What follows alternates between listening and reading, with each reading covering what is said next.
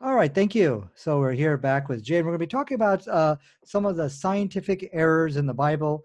Now, we had a discussion, I believe, a little while back with somebody, and I forgot his name. Who was the gentleman that we had a debate with? Was it Sahi Luke? No. There was another older guy. Anyways, we were talking about The two debates, other than myself, I know are Sahi Luke and Mhm. Kent Hovind. But then there was the ones on the Kent Quran, Hovind. which were was it Yeah, Kent Hovind? Kent Hovind. So we want to talk about, are there scientific errors in the Bible, statements in the Bible which contradict modern science? We're going to ask the same question of the Quran, and we're going to try to do this in under 30, 40 minutes.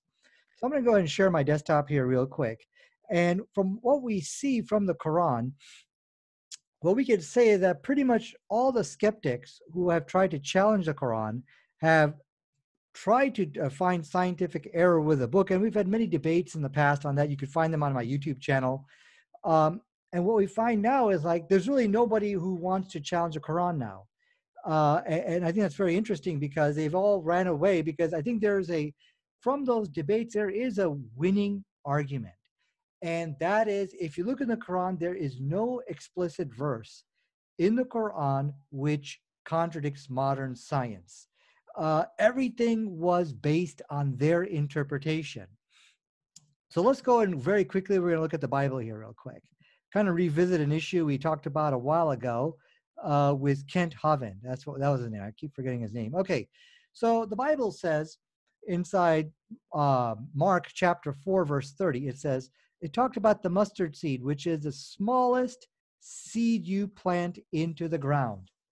And so in another passage, it says over here inside Matthew chapter 13, verse 31, it says, the kingdom of heaven is like a mustard seed, which a man took and planted in his field, though it is the smallest of all seeds. The King James Bible actually says the least of all seeds. But we're going to see it's clearly talking about the size, least in terms of size. Yet when it grows, so something very small, yet when it grows, it is the largest of garden plants and becomes a tree. So these are three scientific errors here. Actually, the first one is the mustard seed being the smallest seed. Science today tells us that's not true. There are smaller seeds than that. It becomes the largest of garden plants. That actually is not true. And it becomes a tree. No, it does not. The mustard plant does not become a tree.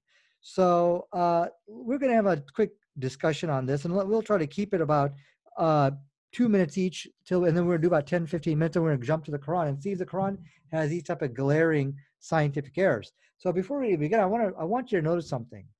Where is the interpretation? Have you ever played that game, Where's Waldo?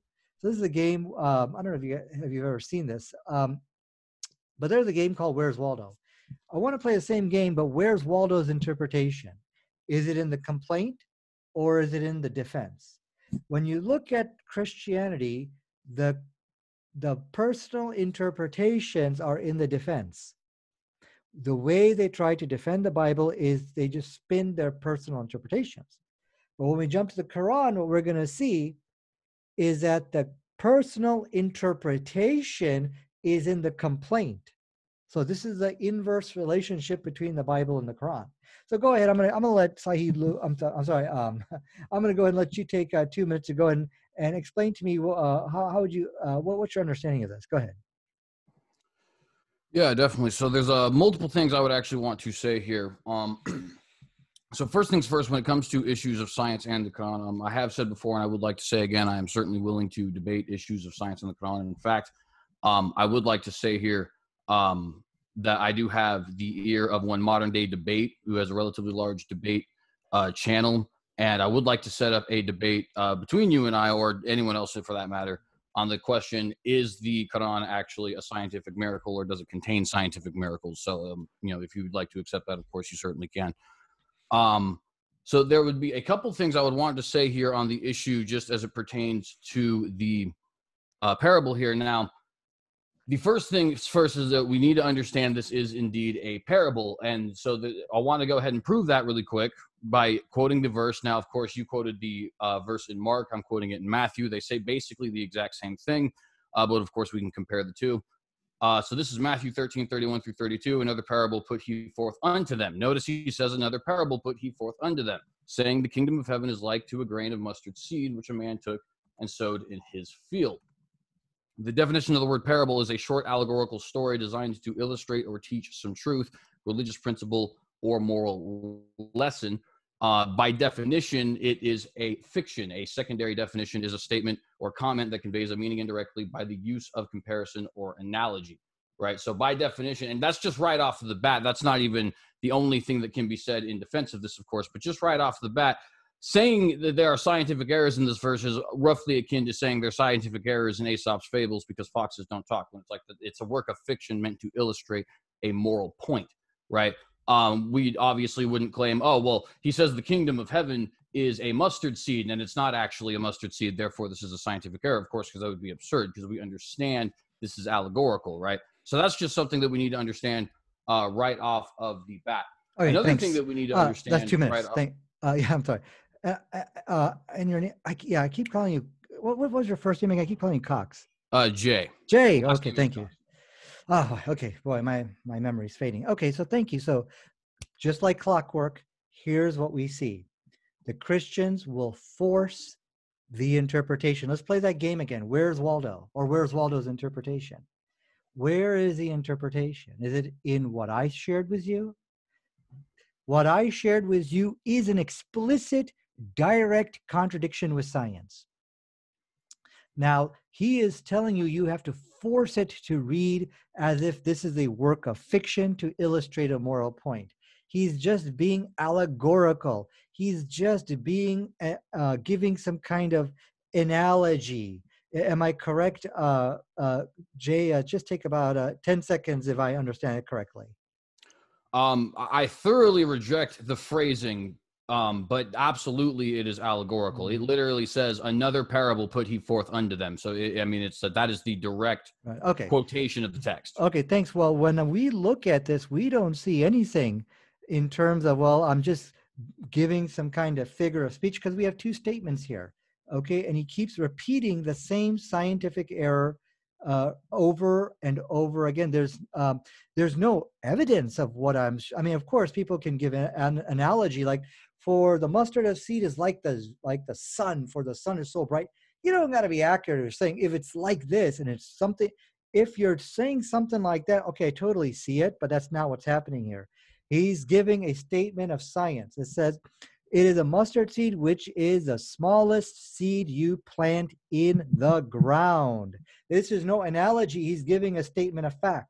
And then he says again, though it is the smallest of all seeds. Does this sound like an analogy? Nothing like that over here. So this is where look at how they spin their own interpretations. They make the Bible read the way through the miracle of reinterpretation.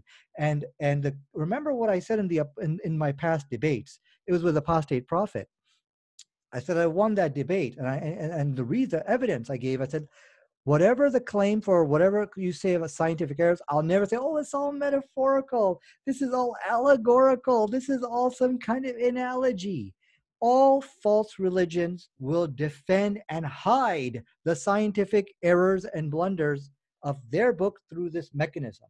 And I said that in the apostate prophet debate, which I did with them. I said, listen, notice my responses. I'll never defend the Quran by saying that this is an analogy, this is metaphorical, this is this. Though analogies are present in all books, metaphorical passages are present in all books, but we should also understand that people wrongfully use analogy, metaphors, or euphemisms to hide the blatant, explicit scientific errors in the Bible. So what cannot be denied is this is an explicit statement which contradicts science. Go ahead, please. Yeah, see, I kind of find it, I'm not going to be, I'm not going to pull any punches here. I find it a little bit absurd that you're saying this is a forced interpretation. I'm looking at Mark, and I actually just looked at what you screen shared. So this is Mark. I just quoted Matthew. Here's Mark. Again, he said, what shall we say the kingdom of God is like, or what parable shall we use to describe it? It is like a mustard seed, which is the smallest of all seeds. So you see he goes in to describe it, right? So once again, that is making perfectly clear it is a parable. This is not a forced interpretation. Quite frankly, anybody who has an interpretation other than the interpretation I am telling you right now is factually wrong because that is simply what the text says. And again, the definition of a parable, right? Words have definitions. This is inescapable fact, is a short allegorical story designed to illustrate or teach some truth, religious principle, or moral lesson, or a statement or comment that conveys a meaning indirectly by the use of comparison, analogy, or the like. That is just simply the definition. And Matthew, Mark, and of course the similar verse in Luke make perfectly clear, it is not disputable that this is a parable. So that is just an inescapable fact, all right? And we need to acknowledge that if we're going to discuss this any further, because it is indeed what the text says. We can't just remove words from the text and say, oh, well, see, this isn't actually allegorical. This is just the forced Christian interpretation. No, that is what Matthew and Mark say explicitly. Now, there's a few other things that need to be pointed out with this as well. And I would like to actually get to a very interesting thing a little bit in the future, but just to kind of stick with defending the verse really quick. What we see here, of course, is that what the context being described here is human beings planting things, specifically garden herbs. And you can see that even clearer, actually, if you look at something like an interlinear. This is Matthew 13:31 interlinear. By the way, just for the record, the word used for parable here is parabolin, which is indeed the word where we get the word parable. So if we go down here, we see it is likened unto the grain of mustard, of course, which having taken a man sowed in the field of him, which is the way you would translate it directly. If you were going literally, of course, we have to rearrange things so that they translate better into our language. But if you went literally, that's how the Greek would actually translate into English. Notice the context here is the things that the Israelite people are farming. If we move on to Matthew 13:32, says, which indeed is the smallest of all the seeds. And of course, what is the context? We just saw the context. It was specifically that which human beings were sowing, right? When, however, it is grown greater than the garden plants it is. This is, of course, once again, true. This would be the largest of the garden plants and herbs that the Israelites would be growing at that time. Do you have any evidence for that? It becomes a tree. And we see here, dendron is the word for I think I gave you a little bit. That was over 2 minutes. Sorry about that. 1 second, because I do have to finish this point. Yeah. We see the word dendron here for a tree. And if we go down here on the Strong's Concordance, one thing you'll notice, and everybody can pull up the Strong's Concordance and find this for themselves, it says a tree, but also says to grow to the shape and size of a tree, allegorically speaking. And we know this because not only is this the case in Matthew, Luke, but also Homer and Herodotus, right? So this is just simply the fact of the matter, and there is no escaping it. Okay. Well, yeah, sorry about that. We just want to make sure we stay on time there. Okay, so so basically we have, I acknowledge this is a parable. There's no doubt about it, but in parables, we also make statements of fact. We give knowledge within parables, and we use the knowledge to basically build the parables. I totally understand that, but what you're not understanding, well, I think you understand it, but I think you're just being defensive here. When we look at those statements, there's 4 scientifically incorrect statements. When we look at, let me share my desktop right here. I accept that there is allegory, and we have to, let me ask you a question. Do you accept that people also misuse allegory and saying metaphors to hide scientific errors? Can you accept that? I mean, I'm absolutely certain that happens, but I mean, we do need to point out. But you're not doing that, right? You're not doing that. Allegory. It literally says it is a parable. But you're not. I mean, you admit people will use allegory and metaphor, euphemism to hide scientific error. So you acknowledge that. But you say you're not doing that here, right? Absolutely not. It says on your screen right now, sir, he told them another parable. Okay, yeah, I accept. We're totally cool. We accept. Okay, therefore it is allegorical. Hold on. Let me get my 2 minutes. Okay, we accept this is a parable. Okay, and so within this parable, you can give statement of fact, and he did. Though it is the smallest of all seeds, which is wrong, yet when it grows, it becomes the largest garden plant, which is wrong, and becomes a tree, which is wrong. Okay, the mustard plant doesn't become a tree. So these are 3 glaring. So my point here is when I'm looking at this, when we say something like this is metaphorical, you got to look to see, okay, is he expressing some kind of beauty? Is he comparing something? Is he showing some kind of analogy like that? Then we say, oh yeah, that definitely could work as a parable or some kind of analogy. So I just don't see, I mean, we accept this is parable. We accept that he's saying it's like a mustard seed, right? So that's an analogy. That's all good. But then the problem here is that we cannot say this is some kind of metaphorical or allegorical thing. He's giving a statement of fact, and he did it twice. He says, smallest seed when you plant in the ground. Now, let's and if we in fact that's my 2 minutes. So why don't you go and take your time? Your 2 minutes. Go ahead, please. Yeah, absolutely. Well, like I said, so of course we know, as you said, now it is of course allegorical. Now, once again, if we look here at the interlinear, and of course you can see this in the English, but it's just more obvious when you. Are you sharing your desktop, because we can't see it? Well, let me see if I can. Let's see. Share screen. Oh, let me give you permission. Make host. There you go. Try it now. Try it now. Okay, let's see.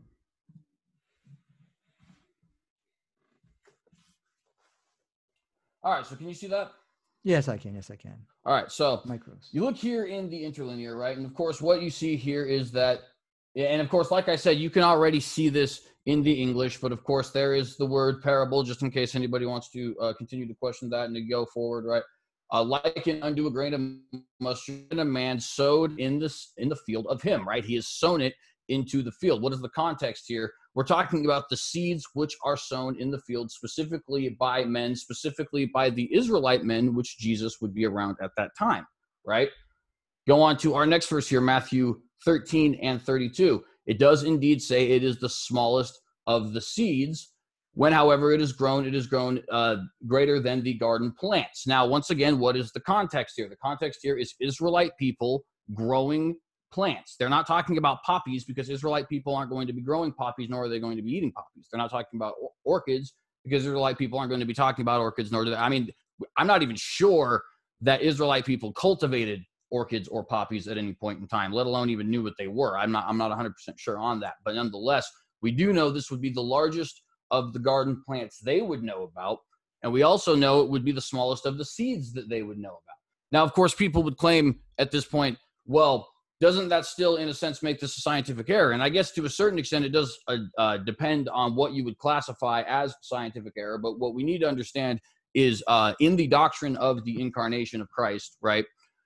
We are limiting him, of course, to the human experience, barring, of course, that which is revealed to him from on high. So to a certain extent, of course, his scientific knowledge would only be at the point of the scientific knowledge of the time, with the exception of that which would be directly revealed to him. Thank you. I think that's okay. So let me just go ahead and grab my share back. Excuse me 1 second here. So you're saying that this is all just kind of an analogy. He doesn't have to be precise. Of course, when you have analogies, you don't have to be precise and things like that. Is that what you're saying? Well, yeah, absolutely. So what I'm saying is it is an analogy here that is taking the knowledge that the Israelite people have at the time and making an example for them, saying even a little bit of faith gives you this great reward, right? And that's why they're saying things like, if it said it like that, I'd have no problem. But in fact, let me, oh boy, I can't. Can you stop your share? Thank you. All right, good. Thanks. Yeah, the way you just said it, then I'd have no problem. But at least we can agree from a scientific point of view. Let me hit share again. We can at least agree from a scientific point of view, the mustard seed is not the smallest seed. It says the smallest seed you plant into the ground. That's not, if we were to take this explicitly, word for word, that's not true. You would agree that, right? Absolutely, but if you were to take just give me. I'm going to take it literally. It says it's a parable, so you don't have to take it explicitly. Well, okay, so we also agree that mustard seed, it says it is the largest of the garden plants. We agree if we were to take that literally, that's not true. It's science. From science point of view, we know this is not the largest of garden plants. Is that correct? You would have to put it into a different context, of course, because like I said. I'm sure there's other garden plants. I'm not 100% aware what the other garden plants are. Just to be fair, I'm not a garden plant expert. The mustard seed the largest doesn't become of the herbs that the Israelites themselves would be growing, though. Does a mustard seed become a tree? See, that's the thing, though. Again, you were being literal without. I mean, I could say the I'm same being thing about literal, Aesop. yeah. Does the fox literally talk? No, but Right. that's not the point. The But point we is can that we're actually understand from making Aesop's a story. allegorical or Okay, hold on. metaphorical Let point. me take my point here. Yeah, we could tell from Aesop's story and other than that. Oh, these are allegories. These are metaphorical, and so definitely. In fact, you even find many metaphors in the Quran, many analogies in the Quran. So I'm not saying that everything must be taken literal. Definitely not. There's metaphors and similes in the Bible as well. But my point here is I see no evidence that, I mean, of course, he's telling a parable, but within the parable, from the context, it looks like he's giving statement of fact. And you said this is just according to the way the Israelites knew. The Israelites knew it to be the smallest seed. Let me ask you a question. Take 10 seconds of my time. Do you have any evidence for that? Yeah, absolutely. Now there is No, the let evidence me is repeat my actually in the question. lack of That the evidence. Israelites only knew the mustard seed to be the smallest seed. This is the only way they understood it. And So so Jesus is there's just multiple things of reaffirming their evidence. First false understanding. Is that what you're saying? So let me just explain real quick. So first off, the Bible in and of itself is three separate pieces of evidence, right? Hmm. Because each one of the Gospels is actually a separate individual book. So that's three separate pieces of first century evidence that this was indeed the case. Then, of course, you have the fact that none of the people surrounding at the time, people like Josephus or people in the Talmud and things like that, were ever calling anybody out on this particular issue, right? So they never actually saw it as an issue. So and there's just the fact that orchids and poppies, there's no evidence that they were actually in Israel at the time, not that I'm aware of, right? So it's just more of a deduction. There's not like explicit evidence in the sense, other than the fact, of course, that there is three different documents, Gospel, Matthew, Mark, and Luke, that do say this, right? But it's also in the fact that there is no evidence to the contrary, in the sense that this isn't a polemic people were using at the time, even though it would be an obvious one, right? Hmm. Okay, so I tell you, let's jump to the Quran real quick. I think we got to wrap this up. Okay, so what let me just take my 2 minutes here and say, you see, the Prophet Muhammad sallallahu alaihi wasallam, he gave a test of prophethood, and we believe Jesus is a prophet. You know, they were saying that Prophet Muhammad sallallahu alaihi wasallam told him in an authentic hadith. He says, whatever. I'm paraphrasing. I don't want to say word for word. He told people to write down what he says, word for word. And he says, but we all joke, and sometimes when we joke around, we never say false things. Falsehood, I'm sorry, when we joke around, sometimes we say something which is wrong. Prophet Muhammad said, whatever comes from these lips is nothing but the truth. So write it down. So even when he jokes, he does not say anything wrong. Even when Muhammad gives an analogy, he never makes a false statement. And that is a criteria of a true prophet, that when they speak, they only speak the truth.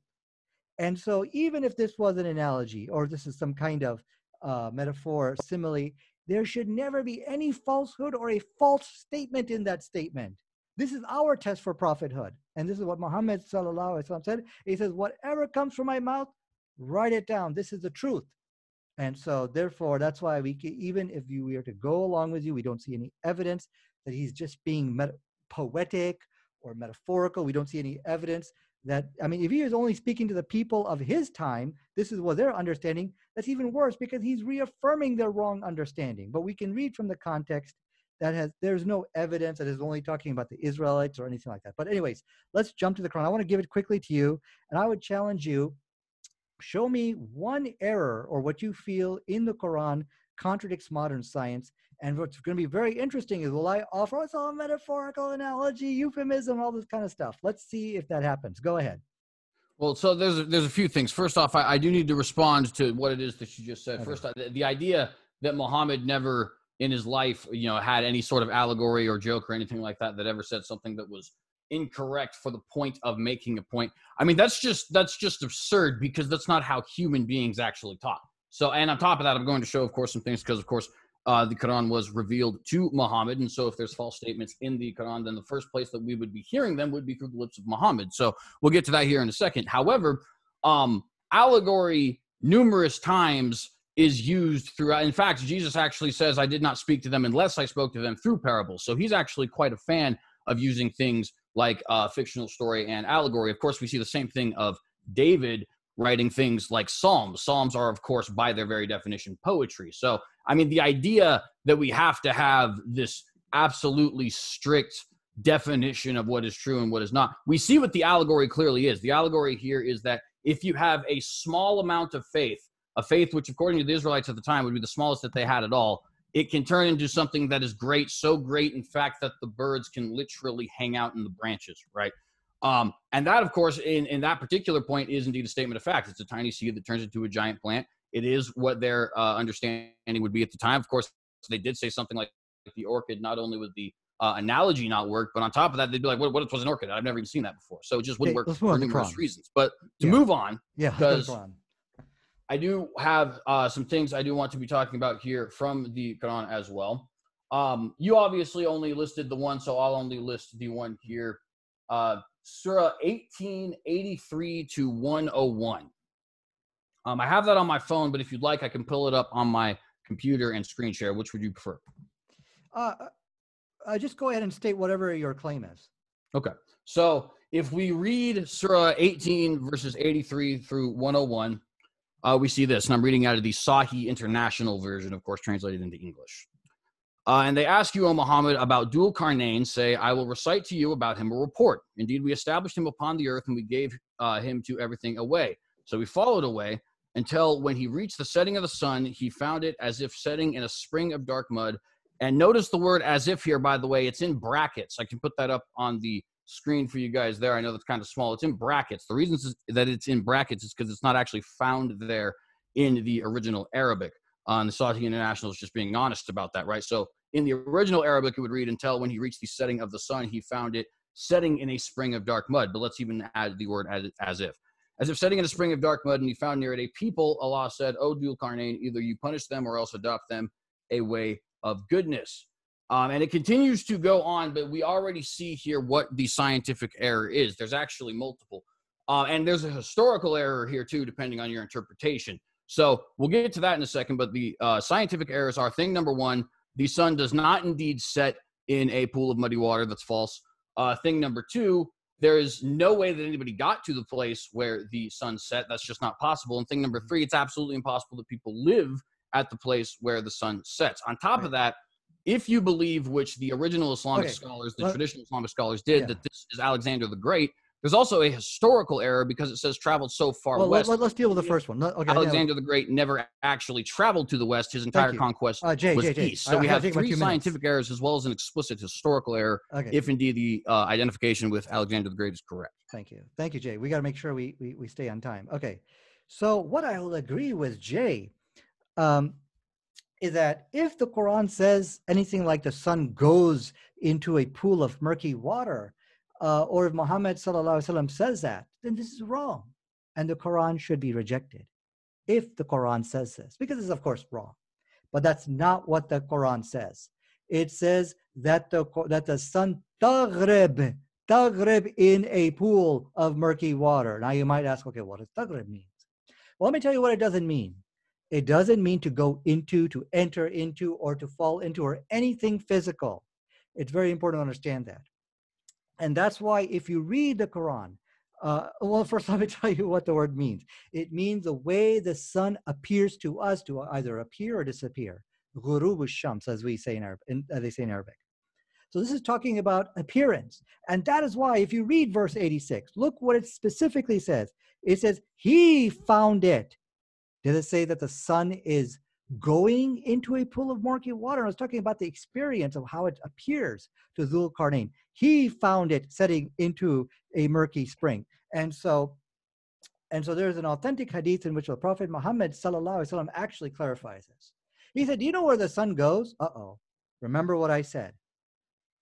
I said, if Muhammad said that the sun goes into a pool of murky water or anything like that, then it's wrong. Let's see what Prophet Muhammad sallallahu alaihi wasallam. Now he says, so now he's asking about where the sun goes. As you can see, Aina tadhab. This is in Arabic meaning where does it go? So he goes on to explain that it prostrates itself underneath the throne and it takes permission to rise again, and it is permitted to, and then its permission is accepted, and it goes on and on. But my point is here. Notice what he says over here. Nowhere did he say the sun goes into a pool of murky water. The sun taghrib in a pool of murky water, and that's clear. It looks like it's falling into a pool of murky water, but where does the sun go? Tadhabu, aina tadhabu. So from here, so really to say that the sun goes into a pool of murky water, this is what we call a statement of kufr. It is a statement of disbelief, because now you're contradicting what Prophet Muhammad sallallahu alaihi wasallam says, because he is the best explainer of the Quran. And when you say, no, you don't understand what you're saying. You're talking about the sun permitting to go underneath and all this. No. Don't you know the Quran said the sun goes into a pool of murky water? Now you are saying you know more of the Quran than Muhammad himself. And we as Muslims, we can never say that. So go ahead. Please talk specifically on taghrib and tadhibu fi. Go ahead. So I would say a few things. The first things first, I just want to point out, because this is kind of funny, narrated Abu Dar, right, which you just quoted, and I, of course, pulled it up just because I wanted to see if this was actually quoted the same in what I had here. And indeed it is. Once I was with the Prophet in the mosque at the time of sunset, the Prophet said, "Oh, Abu Dar, do you know where the sun sets?" I replied, "Allah and his apostle know best." He said, "It goes and prostrates underneath Allah's throne, and that is Allah's statement. And the sun runs on its fixed course for a term decreed." Well, that's interesting enough, because that's actually a scientific error. The sun doesn't actually move. The sun is sitting there in a fixed place, and the earth moves around it. So it's just interesting that if we're going to appeal to this particular hadith, it does actually turn out that we're going to be appealing to a scientific error as well. Now, I'm looking over here for the particular hadith that I'm trying to find here that does actually say where Muhammad himself actually explicitly says that the sun sets in a murky spring. I believe it is Sahih al-Bukhari, but I just happened to look through my notes here for a second, so bear with me 1 second. While I'm getting to that, though, let's go ahead and talk about the verse itself. You guys saw there on the screen what Nadir showed to us, right? And, of course, what we see there is there in the translation of English. Now, here's what we have here, right? If Nadir is indeed correct, then the translators of the Quran are either dishonest or incompetent, because that is not what they're translating into English, according to Nadir Ahmed, because that's actually what you just shared with us. It said explicitly that it went. He got to the place, and there he found it setting in a set of murky water. Now, when you say he found it, well, that means explicitly that it appeared that way, right? Okay, then why did it not say it appeared that way? Rather, it says he found it. There it is, and it's setting in a pool of murky water, right? It doesn't say, and by the way, just for the record, when I was appealing to allegory, I could find you explicitly the words, "and he gave them a parable," right? So it wasn't my interpretation, it was allegory. Here you are saying, well, it's the appearance of. Well, why is it that we can't find the appearance of here? That's what 2 we minutes. found is That's he 2 minutes. found it Jay, there, that's right? 2 minutes. Thank Even you. in the Quran that you quoted. So, okay, so let me first of all correct your understanding of science. Did you say that the sun was stationary? I don't know if it's completely stationary for sure, but I know it doesn't move. We move around it. It moves. No. Let me share my desktop with you over here. This is something you might want to read about. The sun does have an orbit. The sun does move. It is not stationary. Okay. So going back, you said that somehow I'm condemning the English translation. English translations are actually correct. The English translations are very careful to say that the sun does not, that the sun, they're careful to show, not to say that the sun is going into a pool of murky water. They're saying set. So what does set mean in English? Now that's vastly open for interpretation, but that's why I like to take it to the Quran. So I'm okay with English translations, okay? So it's very clear, the hadith which you're talking about, Abu Dar, okay, where Muhammad literally asked, you know where the sun sets? It didn't say where the sun goes. And then he said it sets, he said, it taghrib fi ayn al-hamiya. I mean, it goes, it sets, it taghribs in a pool of murky water. So, you know what I think the problem here is, and this is what I think a lot of people are getting confused on. They're getting confused between the word set, or we could say in Arabic, taghrib, and yadhabu. That's why if you look at can you see my desktop here? Yeah. I can. Here, yeah. Here is an example of taghrib. Taghrib, it is appearing as if it's going into some murky water. That's why the Quran used the word taghrib. It would not use tadhabu, fi. Tadhabu means to go, right there, which I underline right over here. This means it's physically going. That's why when Prophet Muhammad ﷺ was asked, Aina tadhabu? He said, do you know where it physically goes? Then he gave what is known as a metaphysical, not metaphorical. He gave a metaphysical explanation for it. And notice what he doesn't say. Tadhabu fi ainul hamiya. That is a scientific error. Well, let me translate that for you. It goes into a pool of murky water. Sorry about that. It goes into a murky waters. Muhammad never said it goes into murky water. He said it's a taghrib in a pool of murky water. Taghrib is meaning the way it appears, it looks like that. So it's very clear from both the English and the Arabic, actually, are pretty clear. So, Jay, unless you can if you can intelligently talk about the difference between taghrib and tadhibu fi, as we see in the Quran, I think we should just move on to the next point. Go ahead. See, I think honestly I don't know exactly what the fallacy is called. I would have to actually go and see the David Wood video where he addresses the fallacy. But this fallacy, David Wood's running away. He's that things only work in a certain language, right? Which is of course absurd. If they don't work in all languages, it doesn't actually work at all. You can translate anything that is coherent into basically any language on the entire planet, right? And the fact of the matter is, even according to the things that you are quoting here on the screen for us, right?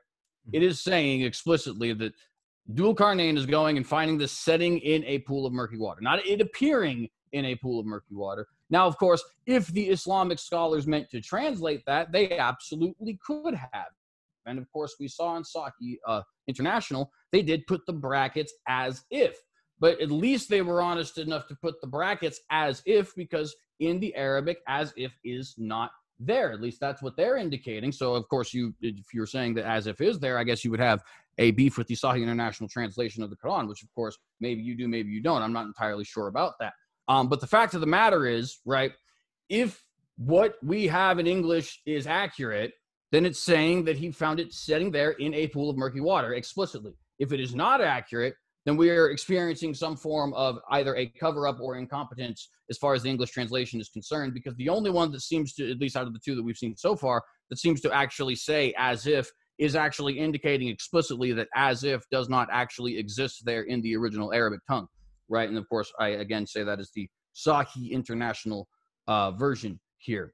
So, we don't, the thing is, when people say, well, you need to understand this, you need to understand that as far as like the original languages and things like that, that is nothing more. And it's been used by Islamic scholars. It was used by Catholic scholars about the Bible long ago and far away. And it's used by a lot of people in theological seminary now.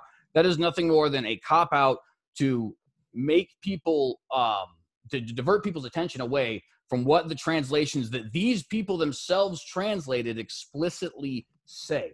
And what it explicitly says is the sun sets in a pool of murky water and that there are people there. And in the hadith that we're seeing here, we're actually seeing apparently that, and of course, you brought up this scientific fact that the sun does move slightly, of course. The thing is, that's not what the Quran is saying. And okay. I have numerous thanks, Jay, thanks. Back that up, actually. Just real quick, let me get some of these. Yeah. So we see, I think it is Sahih Muslim. Yes, it is Sahih Muslim 1-297. Do you know where the sun goes? Rise up and go to the place whence you came, and it goes back and continues emerging from its rising place. So we know explicitly what it's talking about. It's this idea that the sun revolves around the earth in some way. In fact, the Islamic Jay, that's your time, please. Okay, so I think you have a misunderstanding, Jay. Well, first of all, I think it's pretty clear you're not prepared to talk about taghrib versus tadhibu fi, and that's fine. You think that my argument is things only work in a certain language, thus I'm resorting back to the Arabic to show no, it works in English. That's what you're not understanding. The English translation is correct. Okay, so there's no problem here. You can pick it up, and the English translators were very careful not to write the sun goes into a pool of murky water. But the problem is with the English word set, that's open for interpretation. So now that's why I went to the Arabic to make it more clear. Okay. And so you said that, the sun sets in a pool of murky water from the Islamic concept, which I gave you. That's absolutely right. The sun does set in a pool of murky water, but it does not go into a pool of murky water. Okay. That distinction was made very clear in the Arabic.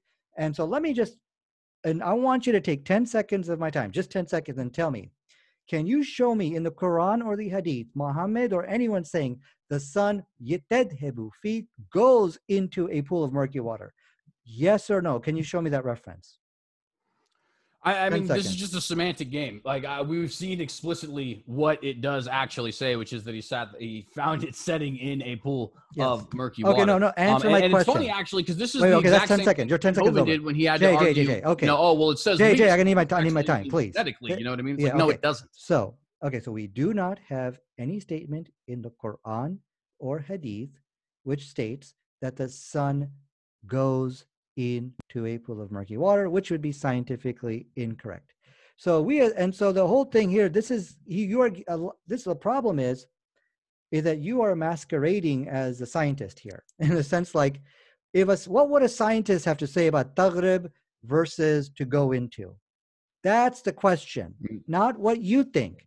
And so what we see is something amazing here. And I'm going to end with this because I think we're all out of time here. So what we saw was that, and I want you to confirm this for me, Jay. When I showed you, when you brought up this issue about the murky waters and all that, I did not offer, oh, it's all metaphorical. This is all a euphemism. This is all allegorical. It's just an analogy. Did I offer those as the defense for what we have seen? Yes or no? I mean, I don't mean to be blunt, sir, Mhm. but basically verbatim, that's exactly what you said. You No, I didn't did not use the say that. word Okay. allegory, but you said, oh, well, it appears to be that No, way. that's the Quran, what the word Yeah. taghrib means. Okay, I'm giving you the Then definition why of the does word. the Sahih International Version Okay. put as if in brackets? Okay, because there's no problem with that, but we're not going to sit here and nitpick English translations. But anyway, because there's over 90 English translations, I can't juggle through all those translations and explain each one. So we're going to end with this point over here. What I want you to do, and this is my point. If you look at all the debates which we've had on Quran and science, and I'm going to put them inside the description of this video. What you are going to find is you will never find an explicit contradiction with modern science and the Quran. Now, what I mean by that is we apply the law of non-contradiction, that this statement A in the Quran cannot coexist with something which we know from science today, like a scientific fact. They're mutually exclusive. Stuff like the mustard seed is the smallest seed which you plant in the ground. There is a logical contradiction with that one explicit statement with what we know from modern science. They both cannot coexist. It violates the law of non-contradiction. Now, of course, Jay said this is all analogy. Parables are meant to say that. But within the parable, or whatever you want to call it, there are statements which contradict, explicit statements which contradict modern science. So let's continue the discussion, Jay, and we're going to continue to examine and see, okay, maybe this wasn't the best attempt. Can we find any other scientific errors in the Quran? Thanks a lot for coming, Jay, and hopefully see you next week. We can do this again next week. Thanks.